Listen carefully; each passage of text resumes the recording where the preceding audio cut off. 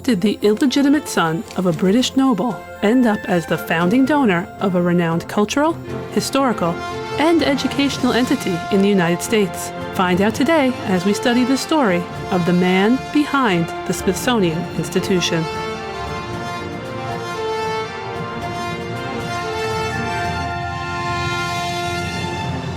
Hey everyone, Christine here.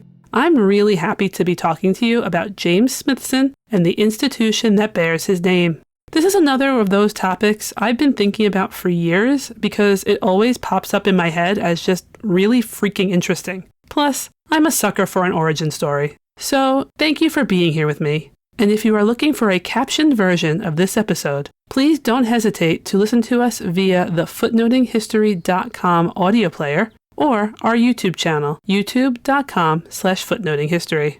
Now, let's get started. So, how did the illegitimate son of a British noble end up essentially creating the idea for the Smithsonian Institution?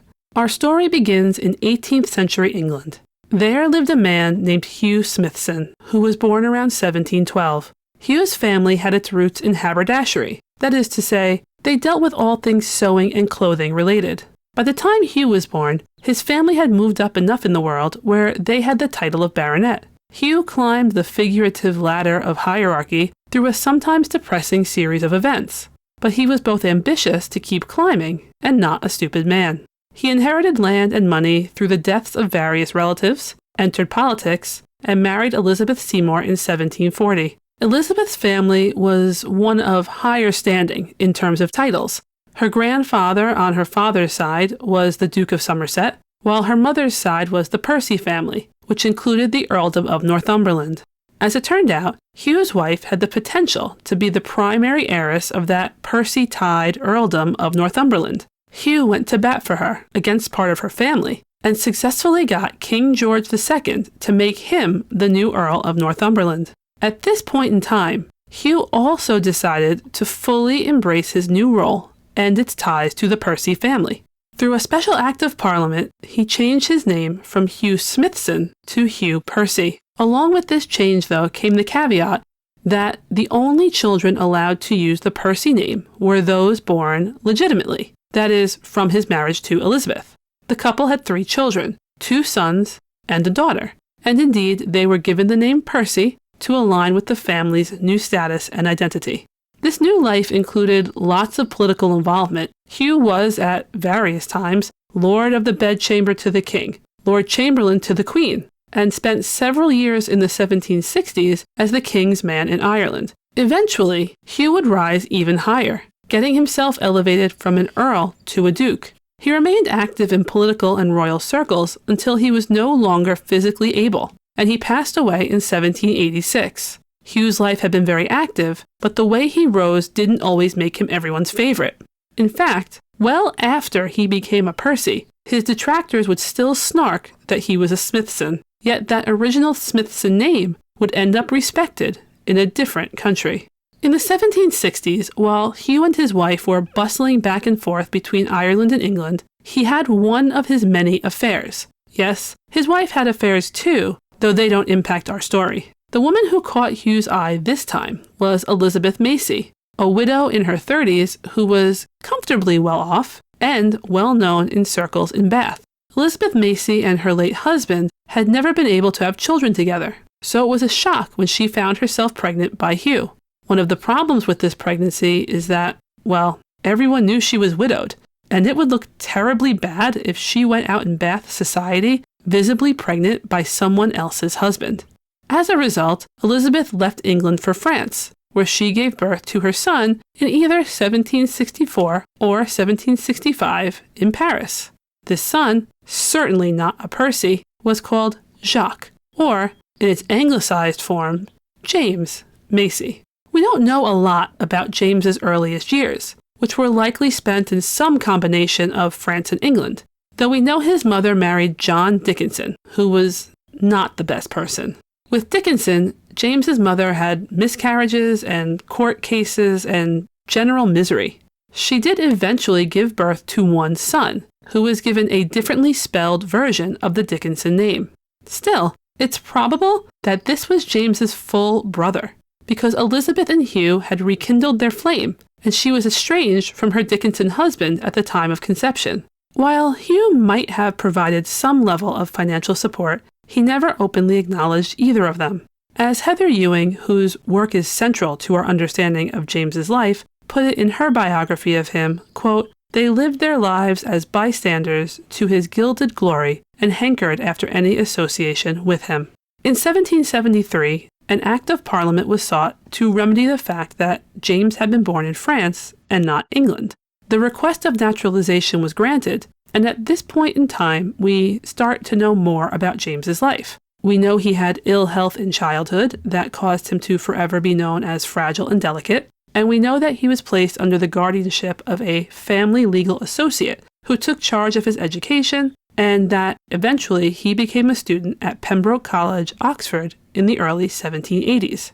Young Macy's primary interest was science. More specifically, he excelled at chemistry and mineralogy. His interests in minerals were boundless, resulting in him seeking to learn all he could about the topic, and even getting a much-desired spot on a mineral hunting tour to Scotland. This obvious love and skill in the field got him elected a member of the London Society for Promoting Natural History, then the Chapter Coffeehouse Philosophical Society of London, and the Royal Society of London. In the midst of all this, James received his degree, entered into his 20s, and made headway in both research and networking connections, and lost his father, who we already noted passed away in 1786. Surprising no one, James was not included in his will. Much of James's late 1780s and 1790s were spent expanding his knowledge both with studies and practical research achieved through extensive traveling. He spent time learning and collecting specimens in places like Paris, Dresden, Rome, and Florence.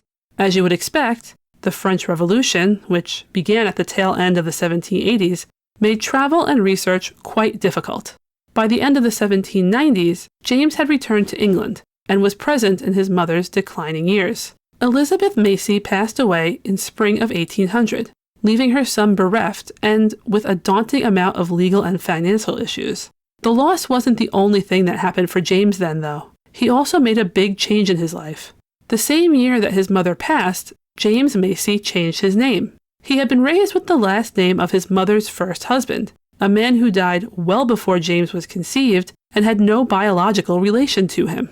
Now, with both of his parents dead, James sought the Act of Parliament that would change his name to something more familial, Smithson. This choice was an interesting one. In his official petition, he claimed this was an idea brought about by his mother and that he was honoring her wishes.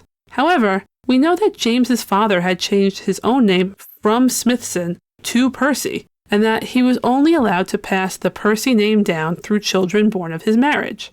James, born from an affair, did not fit that criteria. So, in order to establish a name tied to his father, he had to become a Smithson.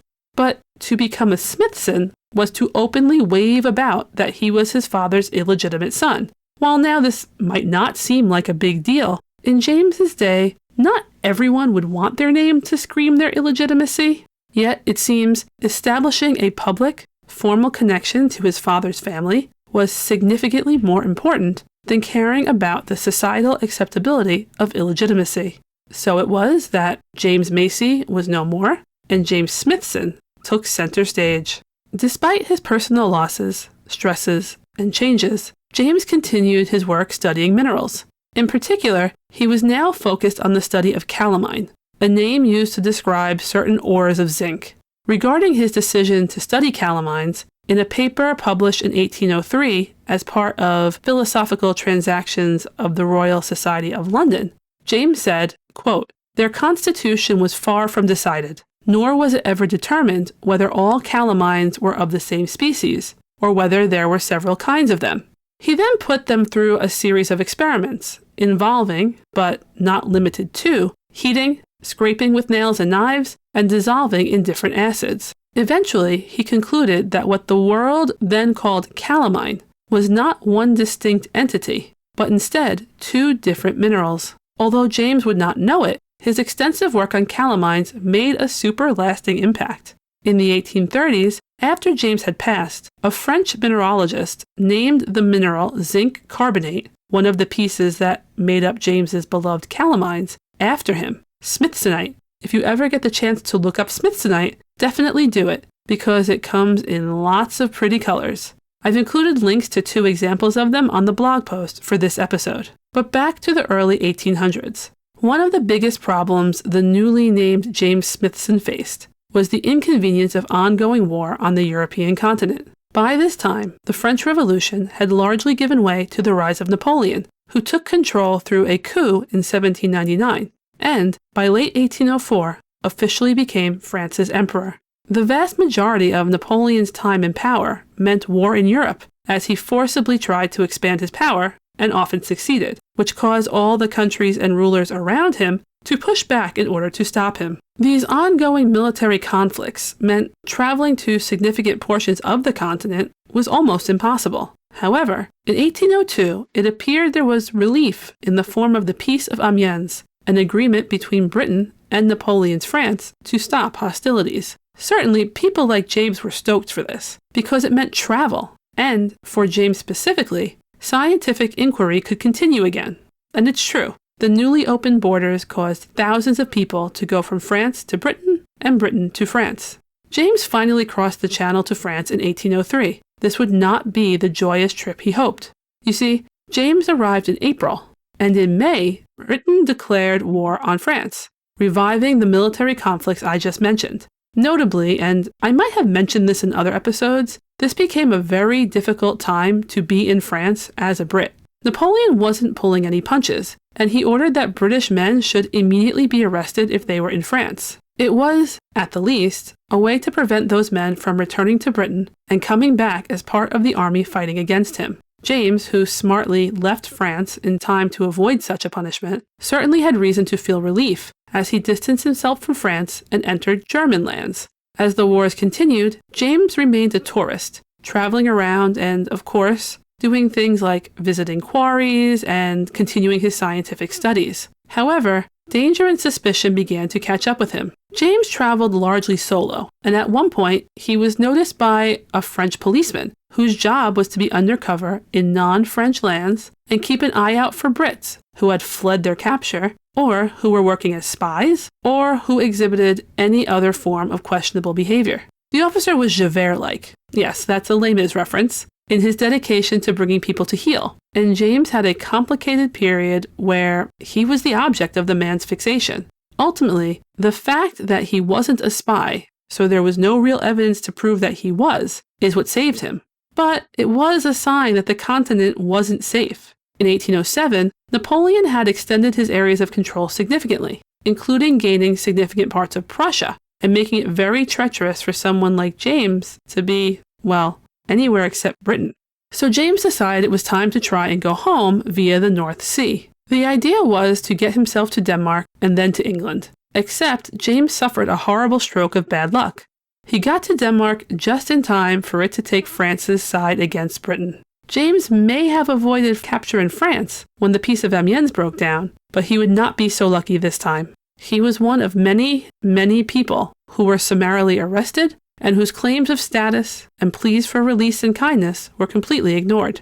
James was indignant about this. According to Smithsonian curator Stephen Turner, at the start of the French Revolution, James had been all about the cause. Turner tells us, quote, he wrote to his friends about the great inconvenience of having a monarch, and dismissively referred to the King of France as Mr. Louis Bourbon. However, those hopes and dreams of equality without royals were now a distant memory. Napoleon's France was one with courts and royalty bearing imperial titles. Ewing's biography shares that sometime after his arrest, James bitterly wrote, quote, since equality is abolished in France, I should have expected to have met with something more regard here than I have done, owing to the situation I hold in life from the rank of my mother and my father. James's morale and his physical health took a major dip while he was held prisoner. And, as you must have imagined, he was livid over the fact that his studies were heavily curtailed. He languished, advocating for his release until mid-1808.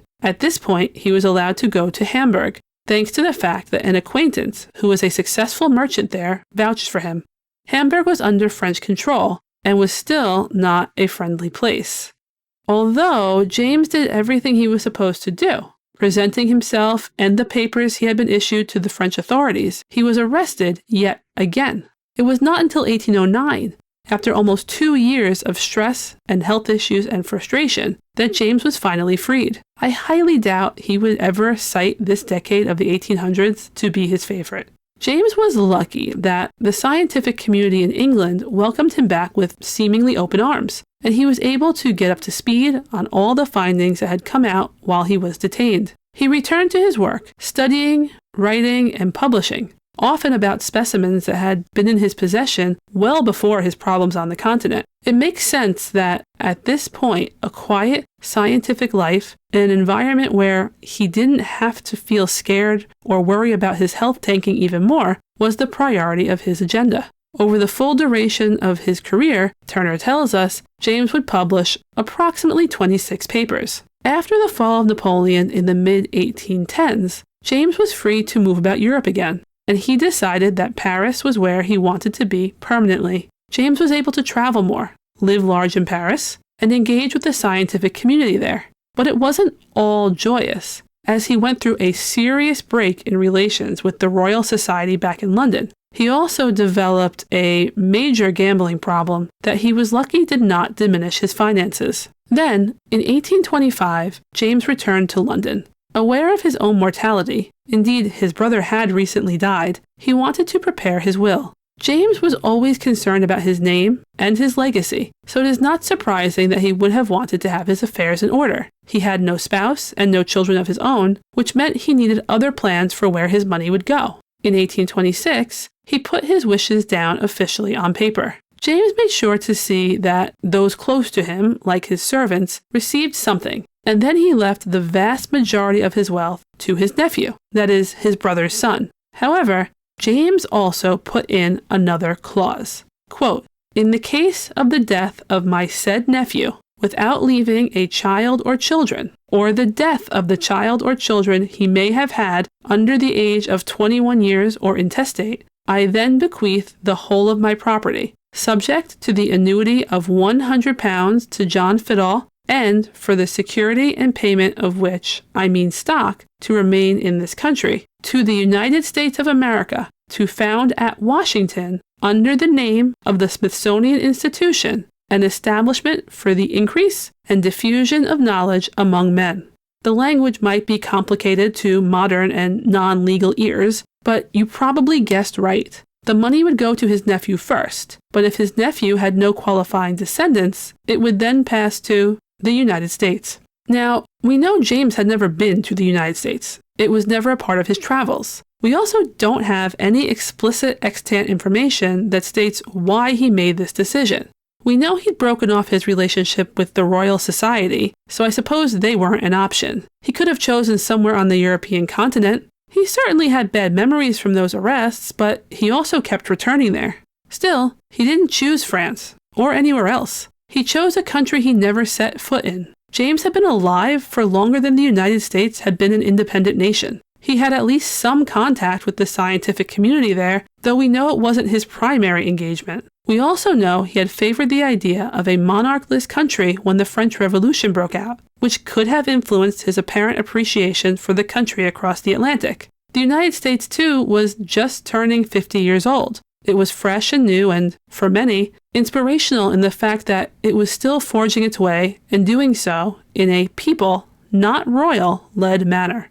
While James certainly wanted to take care of his family, he just as certainly would not have included such a clause in his will if he would have hated it coming to fruition. As it stood, James returned to the continent once his will was sorted out, and he passed away in Genoa in June of 1829. His death concluded a lifetime dedicated to the study of chemistry and minerals and making a mark in the scientific world. James was, in truth, just like the majority of people. He was someone who had done their best, but had not become a famous world changer, and was mostly remembered by those who had been closest to him. It would have stayed that way too, except that only a few years later, in 1835, his nephew passed away without a spouse or children. You know what that means, right? The clause about wanting a Smithsonian Institution in the United States was now the order of the day. When word of this reached the United States, President Andrew Jackson admitted that he had no clue if the country was even able to accept this money. Former President John Quincy Adams, who is now serving in Congress, was all for accepting the bequest. He wrote in his diary, quote, "So little are the feelings of others in unison with mine on this occasion, and so strange is this donation of $500,000 for the noblest of purposes, that no one thinks of attributing it to a benevolent motive." Vail intimates in his letter that the man was supposed to be insane.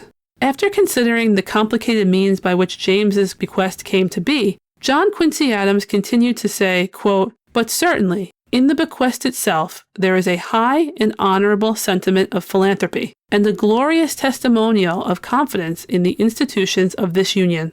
A stranger to this country, knowing it only by its history, bearing in his person the blood of the Percys and the Seymours, brother to a nobleman of the highest rank in British heraldry, that he should be the man to found at the city of Washington for the United States of America an establishment for the increase and diffusion of knowledge among men, is an event in which I see the finger of Providence compassing great results by incomprehensible means." JQA, as I like to call him in my head, was certainly a champion of taking the gift and making the most of it. Eventually, though not without objections, the decision was made to use the money. But what exactly a Smithsonian institution was supposed to be was a matter of debate. Literally, many proposals were made about what the money should be used for, including a natural history museum, an agricultural institute, botanical gardens, a library, a chemical laboratory, and a teacher training college. It was not until August of 1846 that the Smithsonian became real, and 1846 is officially considered its founding year. In 1855, the building known as the Castle was completed, serving as the center of Smithsonian operations. About 2 years later, the U.S. Attorney General stated that, quote, "I believe that all objects of art and of foreign and curious research, and all objects of natural history, plants, and geological and mineral specimens which belong to the United States, and which are anywhere in the city of Washington, including those collected by the exploring expedition, should go to the building of the Smithsonian Institution." The Smithsonian was then considered the National Museum of the United States. Since the 1850s, the Smithsonian has expanded significantly. The institution itself now says that it is, quote, "the world's largest museum, education, and research complex, with 21 museums, 14 education and research centers, and the National Zoo." If you ever have the opportunity to visit any of these, I suggest you do. Regular listeners might remember that my episode on Oni, a dog beloved by postal workers, was inspired by a visit to the wonderful Postal Museum in Washington, D.C. a few years ago. To me, though, perhaps the coolest footnote to all of this is that James Smithson did eventually come to the United States. In January of 1904, newspapers like the Fort Worth Star-Telegram reported that in Genoa, Italy, where James had died, something important happened. With U.S. Consul William H. Bishop and Dr. Alexander Graham Bell, yes, the famous inventor, present, James's remains were exhumed from where they had rested since 1829. The paper explains, quote, "The casket was in pieces, but the bones were perfect. Dr. Bell will take the casket to the United States on the steamship Princess Irene." Because this occurred after the advent of photography, and thanks to the Library of Congress, we actually have photographs of Bishop holding James Smithson's skull. I've attached it to the blog post for this episode because I think it is so fascinating. Anyway, Bell did successfully bring James's remains to the United States. He was interred in a crypt that is part of the Smithsonian Castle, where he is to this day, resting in the institution that exists entirely because, well, he wanted it to happen and left the funds to create it. Thank you so much for joining me for this episode of Footnoting History. Please do visit footnotinghistory.com for information on all the sources I used today. And again, I must give a shout out in particular to Ewing Studies as well as the Smithsonian's archives and articles. I've always liked this topic, and I'm glad I finally got to share it with you.